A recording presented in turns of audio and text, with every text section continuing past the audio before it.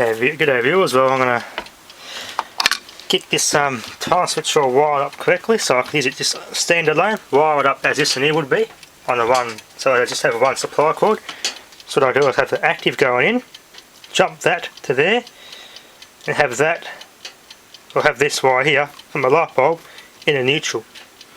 So the active will just go jump into there and close, complete the circuit into neutral. So yeah, wired up with that configuration, we should get this switch to work on its own without a separate circuit plugged into this end, the contacts. Now this does not have the earthing arrangement. I cannot find it anywhere, not even on the back of the unit. Just all Bakelite. It's only got 2 vents, that's it. There's no way to put an earthing contact. So it's kind of strange for one of the service when it goes to adjust this while it's still in service. Could be a bit risky, so it's kind of unusual that this is not earthed. So yeah, I'm going to get a jumper wire from there to there and shift this into a neutral, and then this should work. Then I'll give this a good clean out. Okay, viewers are wired up as such. Active goes in to the contacts, active comes out to load to neutral to the plug. So when this is closed, active is sent through the load. So yeah, now I've wired it up the same way this and here wires up. Let's set it up and give it a test. It's currently in the, put it in the on position so it's turned on. That should be ready to tick over, so I'll let it sit for 10 minutes and see if I can get it to catch it in the act when it switches. Alright, let's get me set it up and we'll test it. Viewers, it's all wired up.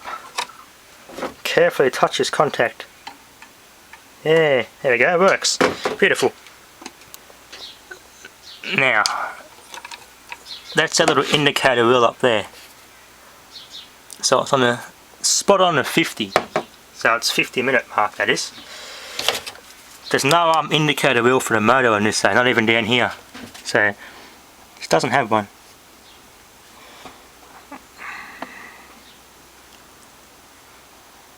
You can see the wires going to the synchro motor behind there. The yellow wire and a blue wire. Oh look, almost mint. There you go, it's moving. That little indicator actually works, so it's going to turn on for a tiny bit. I will trip this mechanism. That will trip out and this will come up, and which triggers a bottom contact which closes on this top one. So yeah, give it a couple of minutes. It's probably going to take at least 10 minutes or so. They're about probably 12-13 minutes apart, those triggers on that clock face, so yeah.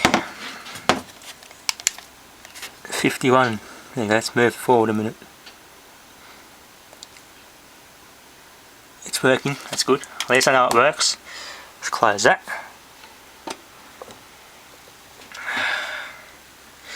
I've also noticed it's got a little chip up here, so got a few minor signs of wear and tear, but nothing too serious. I've also noticed these hinges are actually separately separate pieces. They're actually bolted on, so that's kind of interesting. Separate Bakelite hinges that bolt on separately. I never noticed that before. I think the model might be ER1 and it's got 73361 serial number. So it could be an ER1 model. Type ERNZXV. So that could be the model there on a nameplate. Yeah, it's moving a lot. Let's move that a tiny bit. Okay, the auto just turned on. How it works is, it doesn't actually trip and contact immediately. It just actually slowly releases. It then gradually turns on.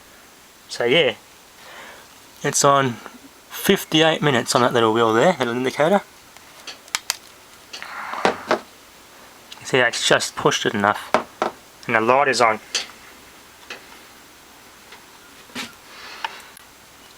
And you really see the natural light in that gold brass. There you go, it just turned on. That should be on for about probably about 10-15 minutes. That should stay on for.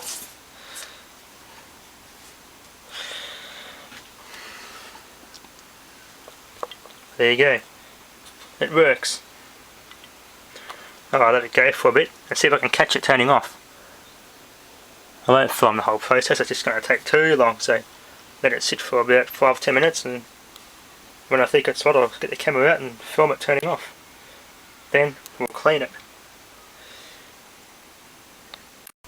Alright viewers, it's just about to trip. I reckon probably another 5 minutes. It's just hanging on the edge there.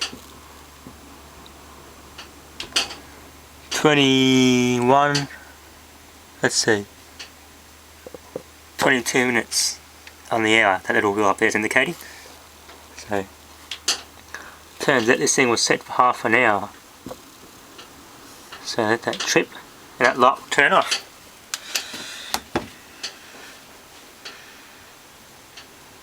Just sit here for a bit, try and catch it in the act.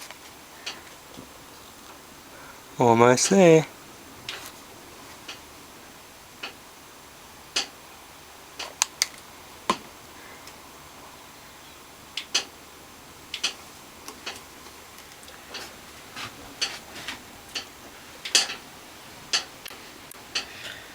At least I know it is working, so that's good.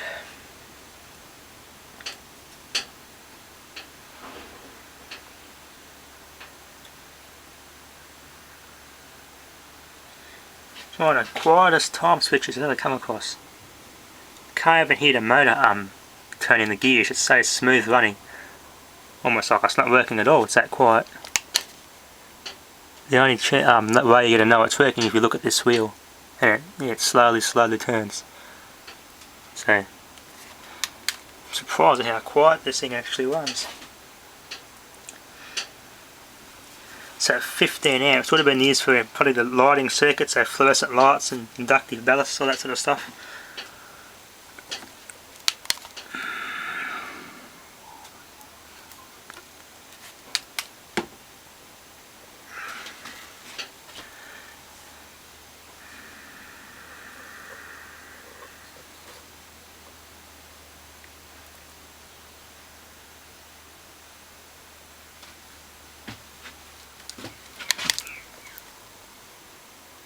Almost. Just hanging by a thread. 24 minutes past the hour there. I reckon maybe another 2 minutes and that will trip and turn off. So yeah, bit longer than I thought this thing, so you gotta read it from there. Hit sand, read from that where the arrow's pointing, I think is where you read it from.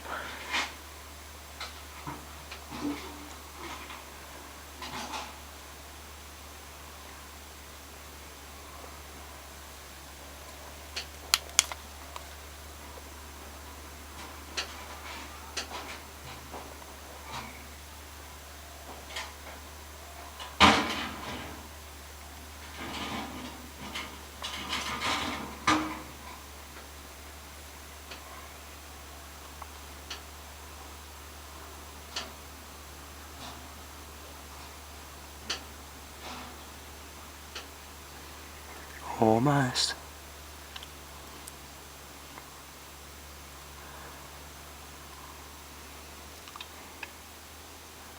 Bit tedious, waiting and waiting, but at least you guys know it works. And this thing here must also trip as well. So let that go and that will trip that bottom one. Alright, it's got to go there. And that trips to turn it off. So you got this one here to trip.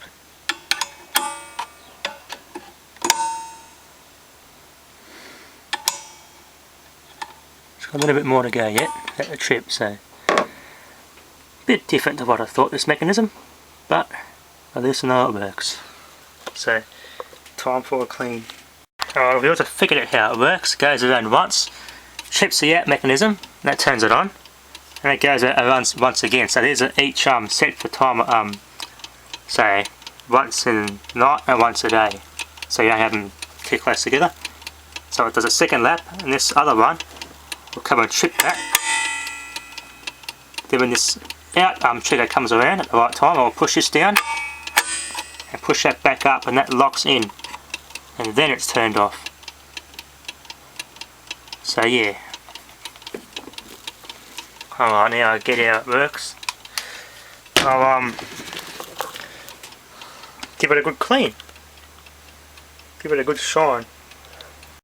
Okay viewers, put I found that little label, got it out, and stuck it, I think where it was, I could just see a reflection in like a fade mark, where it looked like where that would have been, so I stuck it there where I thought it might belong. I've actually got it all cleaned up.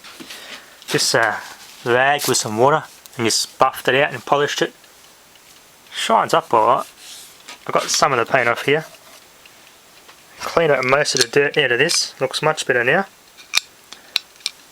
And I've actually made a carry handle for this out of wire.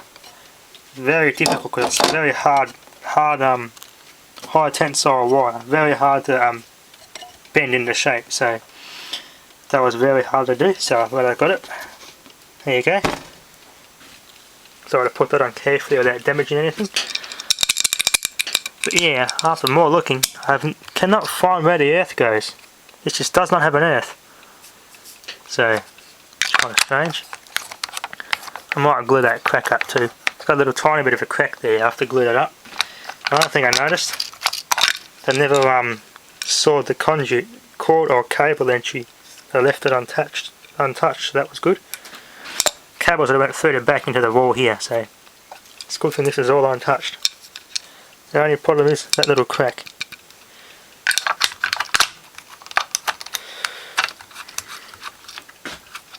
Stir these up.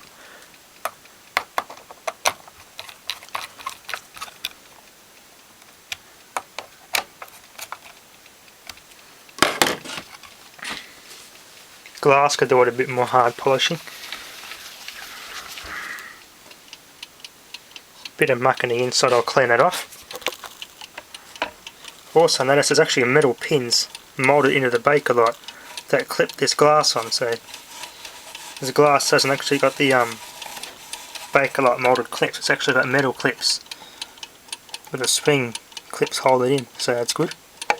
So there's a Bakelite, these would have been broken off. Tended to be very known for that, those sorts of clips, they always break. But yeah, that's our time switch all done. Nice and shiny.